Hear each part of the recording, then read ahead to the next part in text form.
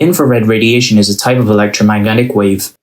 It has a frequency of 10 to the power of 11 to 10 to the power of 14 Hz and a wavelength of 7 nanometers to 1 millimeter, meaning that it is just below red visible light on the electromagnetic spectrum.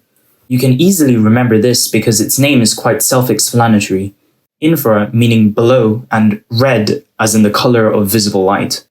There are two main categories of infrared, near infrared and far infrared. Near infrared is closer to visible light. It has lower penetrating power and does not transfer any heat. It is often used in communications between domestic appliances because it is safe and does not interfere with other signals or waves. An example of this is television remotes. The infrared lamp emits signals which are picked up by a receiver on the television, which allows for users to interact with the device from a distance.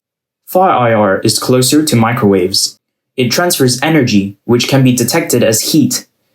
We often use it to heat up objects, such as using a fire to cook food.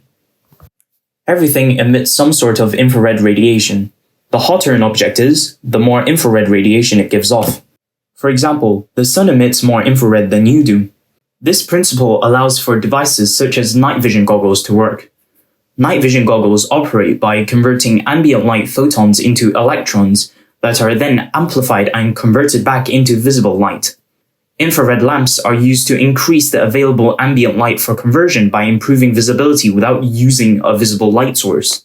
Heat transfer by infrared does not require vibration of particles in order to propagate, because the energy is transferred through the electromagnetic wave itself. This is how we can feel the heat of the sun, even though it has to travel through 150 million kilometers of vacuum in order to reach the Earth. Infrared can also be harmful to our bodies because it can cause inflammation and burns if the skin is exposed to it for too long.